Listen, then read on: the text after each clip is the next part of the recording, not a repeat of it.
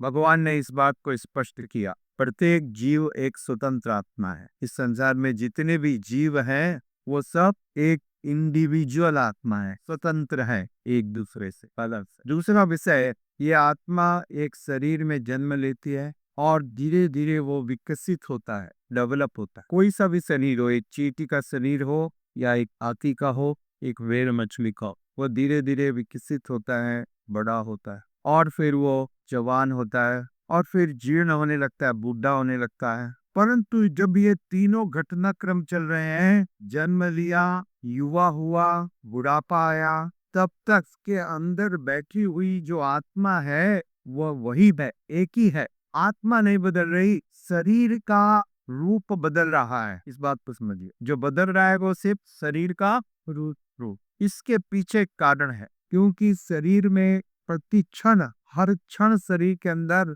नई cells form हो रही हैं, नई कोशिकाएं बन रही हैं और पुरानी कोशिकाओं की मृत्यु भी हो रही है हर क्षण। ये चल रहा है घटनाक्रम, परंतु आत्मा वही बनी हुई है। साथ साथ मृत्यु के समय ये आत्मा उस शरीर को छोड़ करके फिर एक नए शरीर के अंदर प्रवेश करेगी, जो बालक होगा, जिसको 24/7 के लिए 2 नौकर मिलेंगे बाई डिफॉल्ट, ठीक है ना, कम से कम 2 नौकर, 24 बिना सैलरी के काम करने वाले, राइट, मिलते हैं। और उसके अंदर सारी ऊर्जाएं हैं, इतनी असीम है, नया शरीर है, नए कल पुर्जे हैं, सब अच्छा काम कर रहे हैं। परेशानी तो तब होती है जब बुढ़ापा आने लगता है? लाइट कम हो गया, सुनाई कम पड़ रहा है, दांत चले गए, राइट, ये सब बाद में होता है। तो नया शरीर मिलेगा, नई फैसिलिटी मिलेगी, सब कुछ अप टू डेट, सब चेक करके ओके किया हुआ, और नौकर भी मिलेंगे साथ में, फ्री गिफ्ट। तो ये सुख की बात है या दुख की बात है? इतना सब मिल रहा है आपको। जहाँ आप पिछले घर के अंदर में तकलीफ पा रहे थे, काम नहीं कर रहा था, इलेक्ट्रिसिटी कट हो गया, पानी का कनेक्शन काट दिया गया है, ड्रेनेज काम नहीं कर रहे हैं, अब आपको नया फैसिलिटी मिला जिसमें सब कुछ है और साथ में एक्स्ट्रा नौकर भी दिन भर आपकी सेवा में लगे हुए हैं। ये सुख का विषय या दुख का? दुख का कोई भी व्यक्ति तुझी होगा, अरे नया मिला है मेरे को। तो भगवान ने स्पष्ट किया कि जो आत्मा इस शरीर से निकल रही है, उस आत्मा को निश्चित रूप से या तो आध्यात्मिक शरीर मिलेगा उनके कर्मों के अनुसार, या फिर एक भौतिक शरीर मिलेगा। दोनों में से एक अवश्य मिलेगा, या तो आध्यात्मिक मिले या भौतिक मिले। और साथ ही साथ अर्जुन की जो चिंता थी भीष्म पितामह और द्रोण के बारे में, व्यक्तिगत रूप से वह इन दोनों के बारे में ज्यादा चिंतित था। तो भगवान ने स्पष्ट किया, प्रभुपाद जी अपनी कमेंट्री में लिखते हैं, इस divine grace Srila AC Bhaktivedanta जो स्वामी श्रील प्रभुपाद जी लिखते हैं कि भीष्म और पितामह और द्रोण बहुत ही महाधर्मात्मा व्यक्ति हैं, तो निश्चित रूप से ये उच्च लोकों को प्राप्त करेंगे, ये शरीर छोड़ेंगे तो, इसमें कोई संदेह नहीं है। उच्च लोकों को प्राप्त करेंगे तो सारी सुविधाएं वहां मिलेगी, तो भय क्यों, दुख क्यों? और मान लो युद्ध करते हुए वीर गति को प्राप्त होते हैं, तो भी शास्त्र का नियम है कि युद्ध में यदि कोई मृत्यु को प्राप्त करता है तो सर्वलोक को जाएगा। तो आध्यात्मिक लोक में जाए तो भी कोई दुख का कारण नहीं है, यदि उच्च लोकों में जाएंगे तो भी तो कोई दुख का कारण नहीं है। तो अर्जुन तुम दुख क्यों कर रहे हो, शोक क्यों कर रहे हो? और ये बात निश्चित है। साथ ही साथ श्री प्रभुपाद जी ने स्पष्ट किया, ये जो आत्मा है ये सबसे छोटा अंश है परमात्मा, और इसको अब और भाग में काटा नहीं जा सकता, न इसको जलाया जा सकता है, न इसको सुपाया जा सकता। यह शाश्वत है, यह शाश्वत अंश है, इसको किसी प्रकार की हानि नहीं पहुंचाई जा सकती, किसी प्रकार का इसका नुकसान नहीं किया जा सकता। एक ही नुकसान हम कर सकते इस आत्मा का, श्री ईशोपनिषद में बतलाया श्री प्रभुपाद जी, आत्मा, आत्मा का हत्यारा। आप कह सकते हो भाई अभी तो आपने बात किया कि आत्मा को कोई मार नहीं सकता, कोई जला नहीं सकता, कोई काट नहीं सकता, फिर आत्मा का हत्यारा शब्द का मतलब क्या हुआ है? तो वो व्यक्ति जो इस आत्मा को, इसका मूल स्वभाव, मूल कार्य है भगवान की सेवा, भगवत सेवा, उससे वंचित करता है, उससे वंचित करने का परिणाम क्या होगा? और ज्यादा योनियों में जन्म मृत्यु जरा व्याधि के रूप में घूमते रहेगा। ये मनुष्य जीवन जो मिला है, इस जीवन का मूल उद्देश्य इकोनॉमिक डेवलपमेंट नहीं है। यही इसी एक विषय पर ये पूरी चर्चाएं होती। श्री प्रभुपाद जी ने स्पष्ट रूप से बतलाया, the purpose is not economic development, getting nice as air conditioner, nice freezer, nice पोबाई। यदि आपने प्राप्त कर भी लिया तो कोई बड़ा माल तो का बात नहीं है। वास्तविक प्रयोजन है जन्म मृत्यु जरा व्याधि के चक्र से बाहर निकल करके भगवत धाम को प्राप्त करना, आध्यात्मिक लोक को जाना, जहाँ जाने के बाद फिर से इस दुख भरे संसार में वापस आने के लिए मजबूर नहीं किए जाओगे। ये पर्पज है। और जो व्यक्ति इस मुख्य उद्देश्य के लिए जागृत नहीं है, कार्य नहीं कर रहा, वो व्यक्ति आत्मा का हत्यारा है। वो व्यक्ति वास्तविक रूप से आत्मा का हत्यारा, ये समझने की आवश्यक। साथ ही साथ श्रील प्रभुपाद जी ने एक अद्भुत सत्य को यहाँ पर प्रकाशित किया। बहुत सुंदर उदाहरण है। जैसे आप आकाश का रिफ्लेक्शन देखो, प्रतिबिंब, रिफ्लेक्शन मतलब प्रतिबिंब। जब आप एक तालाब में या नदी में आकाश का प्रतिबिंब देखते हैं तो उस प्रतिबिंब में आपको आकाश दिखाई देता है, बादल दिखाई देते हैं, सूर्य भी दिखाई देता है और पंछी भी दिखाई देते हैं और आपका चेहरा भी दिखता है, राइट? यह सब और सब एक धरातल पे दिखते हैं क्योंकि वो प्रतिबिंब है, ठीक है? तो आपको ऐसा नहीं प्रतीत होता है कि सूर्य कोई बहुत ऊपर है और आकाश नीचे है और अलग अलग है। सब एक जैसे लगते हैं, एक प्लेटफॉर्म पे सब। क्या वो एक प्लेटफॉर्म पे है क्या? नहीं, सबका पृथक पृथक अस्तित्व है। इस बात को समझिए, सबका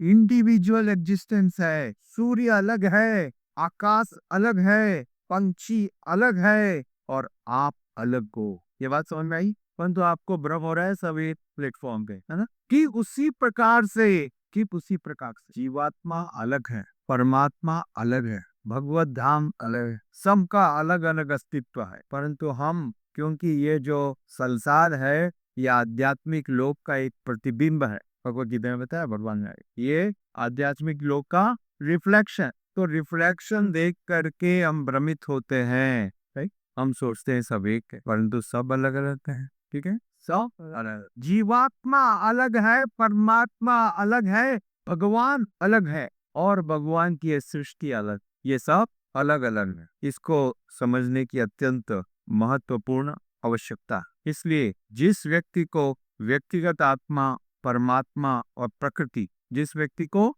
आत्मा, परमात्मा और ये भौतिक प्रकृति, भगवान की प्रकृति, इन तीनों चीजों का सही सही ज्ञान है, उस व्यक्ति को धीर कहते हैं। वह स्पष्ट रूप से आत्मा का अलग अस्तित्व, परमात्मा का अलग अस्तित्व और भौतिक कैसे काम कर रही है, इस बात को समझता है। और ऐसा धीर व्यक्ति धीरस्त्र न मोह्यति,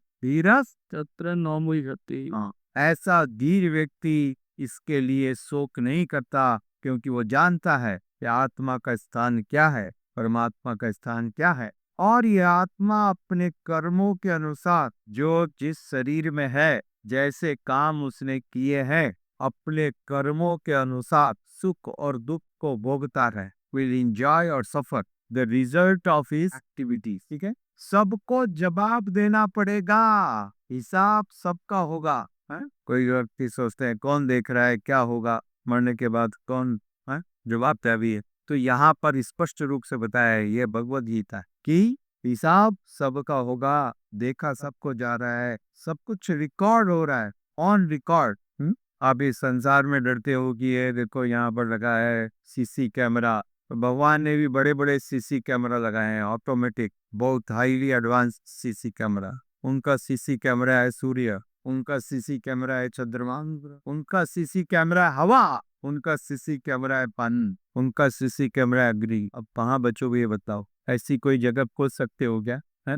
पृथ्वी से छुप के पानी में जा सकते हो, आग में तो जा नहीं सकते, ठीक है ना? तो पानी में भी जाओगे तो वहां पर भी सीसी कैमरा है उनका, कैसे बचेंगे? रात और दिन दोनों तरफ सीसी कैमरा चालू है। तो बड़ा से बड़ा बदमाश आदमी भी बहुत शरीफ के जैसे बिहेव करता है जब देखता है सीसी कैमरा लिखा है वहां पर, you are under the surveillance of CC camera, right? बड़ा दुष्ट है, बदमाश, मौका मिलने पर छोड़ने वाला नहीं है, ठीक है? बंदे आप जाओ सऊदी में, जाओ देखो सब एकदम शरीफ है। जो यहाँ पर एक नंबर का दुष्टों का मजा के एकदम शरीफ, क्योंकि उसको मालूम है पकड़ते ही अभी बिना पूछे डंडा मारेंगे, गिनती नहीं करेंगे, सिर्फ मारेंगे। जय श्री जगन्नाथ बलदेव सुभद्रा माता की, गिनती नहीं करेंगे। पहले 100-200 हो जाएंगे तो उसके बाद में शुरू होगा 1-2-3, तो सब एकदम शरीफ जैसे बैठ। परंतु यहाँ सोचते हैं कि अरे ये भगवान का कैमरा, तो इसमें कुछ डिफेक्ट आ गया होगा, अपन चुप जाएंगे कमरे के अंदर। परंतु मूर्ख आदमी, कमरे के अंदर नहीं चल रहा है वो तो, किरणें आ रही है, रोशनी आ रही है, हवा तो वहां भी उपलब्ध है, बिना हवा के रह सकते हो क्या? Can you live without air? तो एयर भी उनका एजेंट है, या हवा भी उनकी एजेंट है, सीक्रेट एजेंट। कौन सी? हाँ, सीक्रेट। ये सारे तत्व उनके एजेंट है। भूमि, राप, अनल, वायु, ये आकाश, ये हवा, ये ईथर, कुछ इनकी शक्ति है। उनकी अध्यक्षता में कार्य करती है। मैं आप अच्छे न पड़ती, उनके एजेंट है, उनके अंडर में काम करते हैं, उनका बजाते हैं, उनका खाते हैं, उनका बजाते हैं। ये तो हमारा दोष है, हम उनका खाते हैं और संसार का बजाते हैं। यही हो रहा है ना? खा किसका रहे हो? मैं बड़े बड़े सेठ जी को पूछता हूँ, है आपको दिया किसने? तो सब एग्री करते हैं, भगवान ने दिया। दिया जिसने है, भगवान ने दिया है। तो खा को भगवान का रहे हो, अपना सोच रहे हो, अरे मैंने कमाया। अरे पागल आदमी, बुद्ध तुम्हारे शरीर में शक्ति किसने दिया है? बुद्धि किसने दिया है? देखने की क्षमता किसने दी? कुछ तो तुम्हारा नहीं है, सब कुछ उधार का है, सब कुछ दया के रूप में दिया हुआ है। जिसके पास नहीं है, देखो वो भीख मानता है, मानता है ना?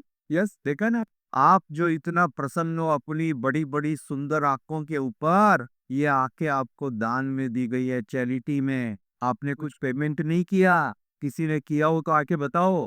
हाँ, एनीबॉडी डिड यू पे फॉर योर आईज?